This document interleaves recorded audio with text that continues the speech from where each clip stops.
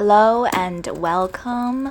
My name is Susan and I've been drawing pretty much every day for the last, I want to say over 3 years at this point. And lately, I've been really enjoying drawing with brush pen and highlighters.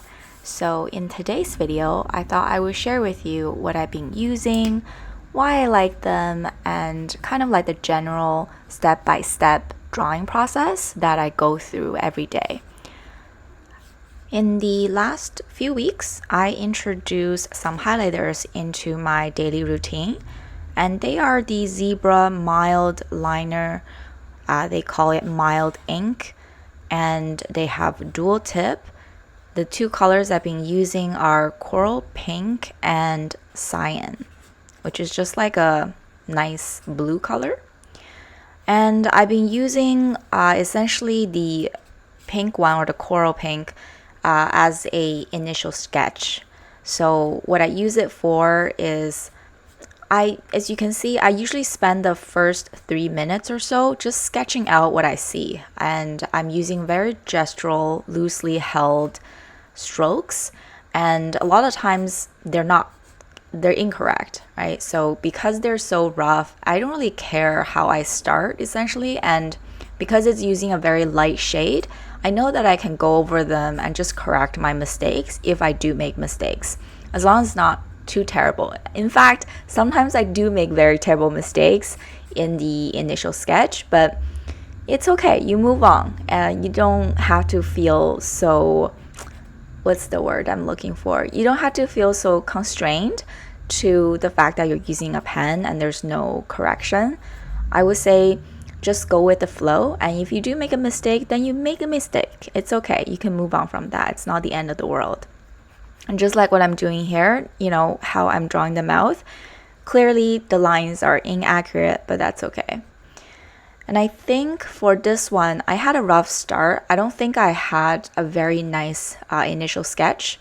I should have been essentially drawing the lines a little bit, like defining the shapes a little bit better, I think, at this stage. So it wasn't like a perfect sketch by any means.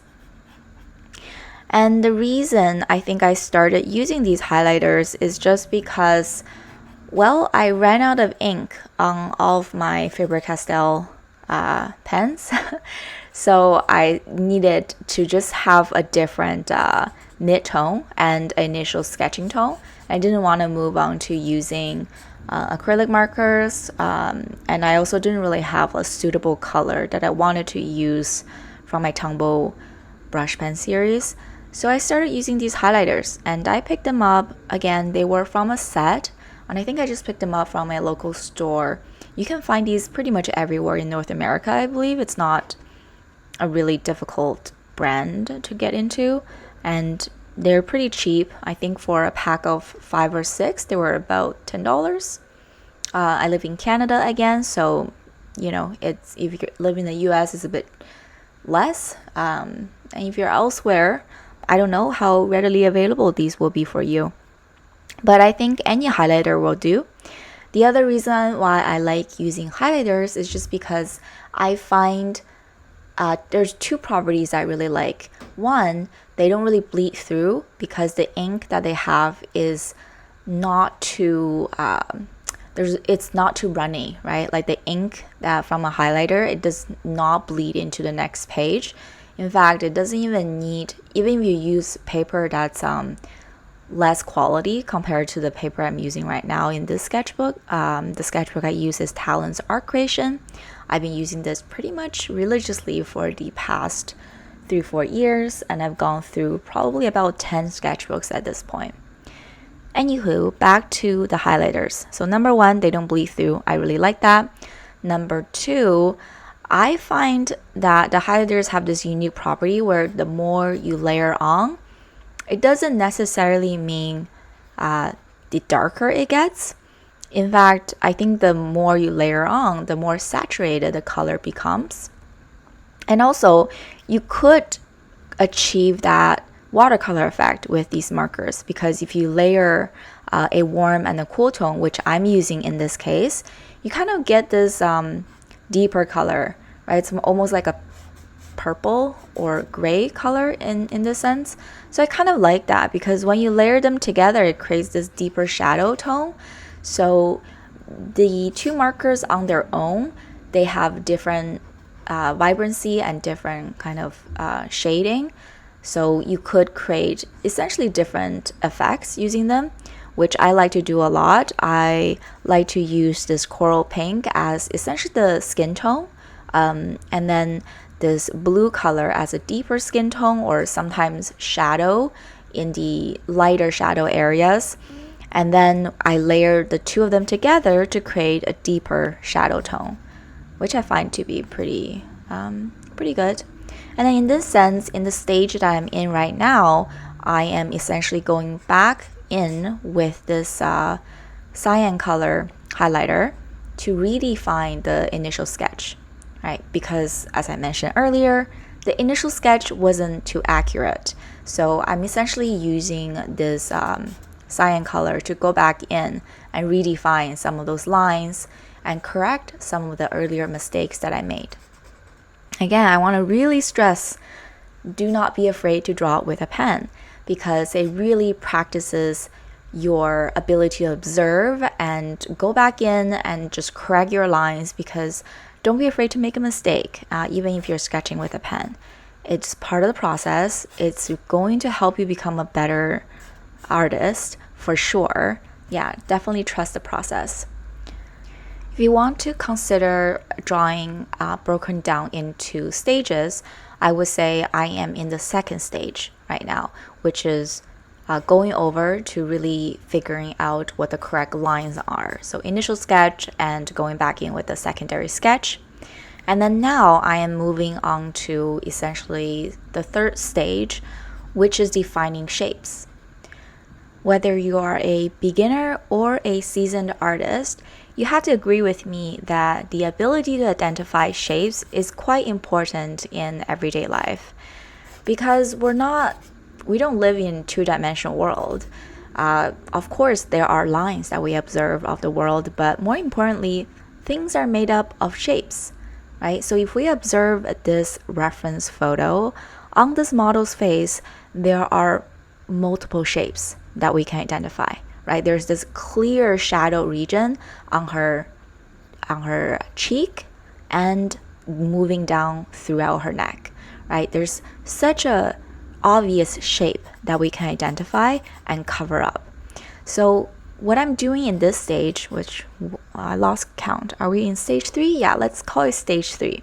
In this stage 3 step, what I'm doing is I am identifying all the planes that I can clearly see. And because right now I'm using, let's see, 4 pens and plus the paper itself, I can create 6 different colors. Okay, so 6 different shades. So I purposefully leave out the lightest parts on her face as just the paper itself, right? And then I carve out the darkest, and then the second darkest, and then the second lightest, and I go back in over and over to try to establish these clear boundaries. And in this stage, I'm still kind of playful, right? I don't really care for accuracy. I kind of leave that till the last stage. I'm really just blocking in colors. And a lot of times I use the 2 highlighters back and forth because I find that they don't really, they do bleed into, the ink itself does bleed into one another a little bit, but it's not too bad. Whereas when I start going in with the darkest shade, that's when I become really careful. So I'm using this Tombow right now just to create some transition between the lightest shade and the darkest shade. The Tombow is water-based, so it also could bleed into the colors a little bit, and I'm using 850 right now. So now I've moved on to stage 4, which is going back in with a darkest shade that I have available, which is this PIGMA brush pen from Sakura. I really like using this. This pen is now kind of almost dead. It almost ran out of ink, but I'm still trying to make it work. And the reason that I use this pretty much last, after I've defined all the really crucial shapes, I would say, is just because it is also water-based, I believe, and it bleeds into other colors if I use it beforehand. Let's say if I use this, black shape, and then I go back in with the highlighters, then it's going to create a really messy effect. So I don't really like that, so I choose to pretty much get all the highlighters done, and then I go back in with this black marker.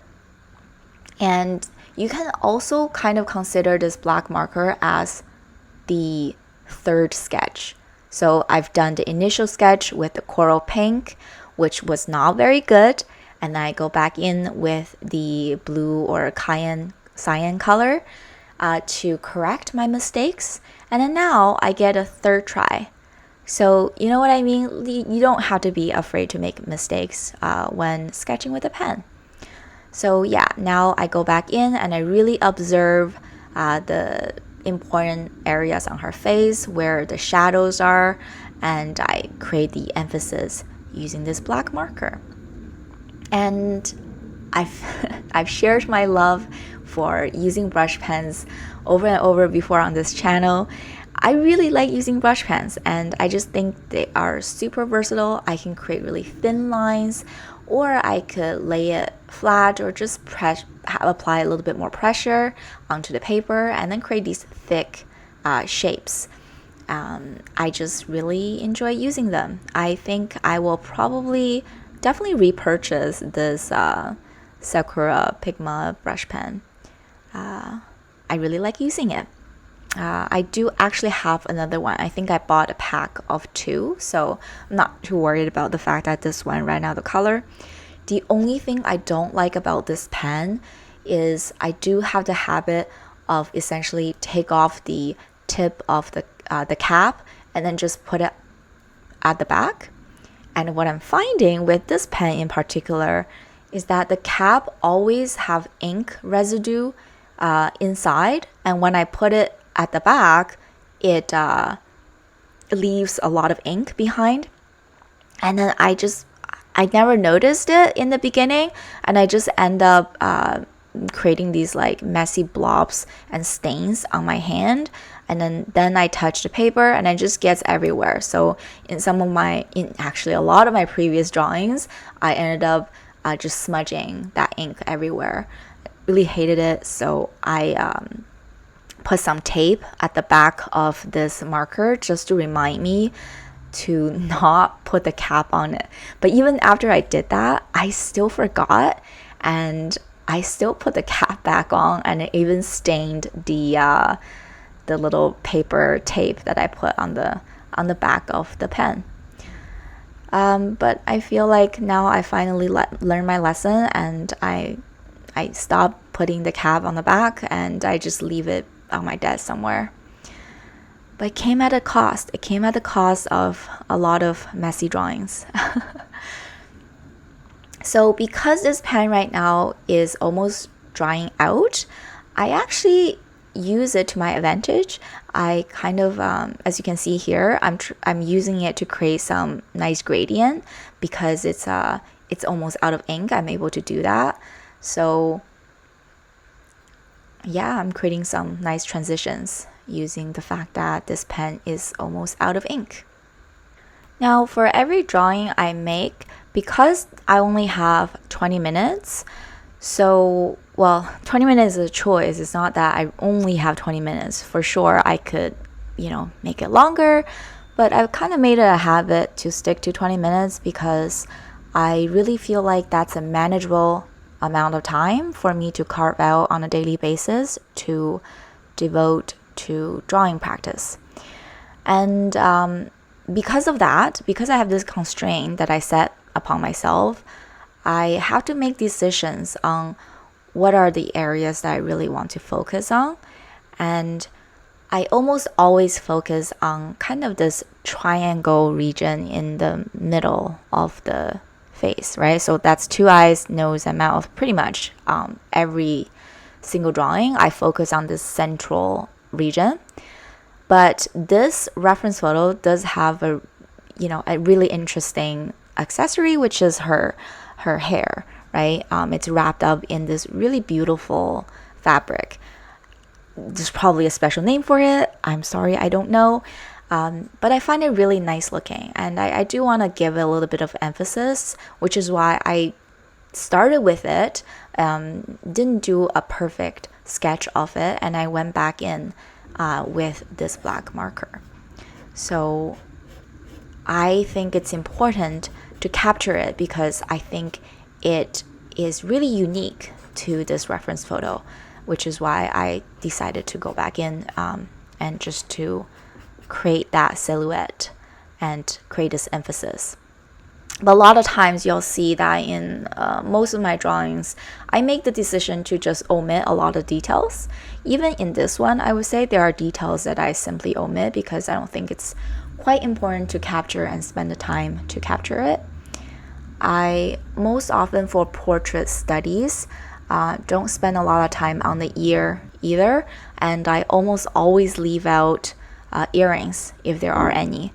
I don't know, it's just a habit of mine. Don't really like to capture earring details. And or jewelry on the face, I usually just omit them as well. So for this reference photo, right now I will call this step, the last step, right? Which is capturing some details. And if there are corrections, minor corrections, this is a step I kind of go back in and correct them as well. And this is pretty much the last step. I just look at a timer at this point, and if I don't have a lot of time, I call it done.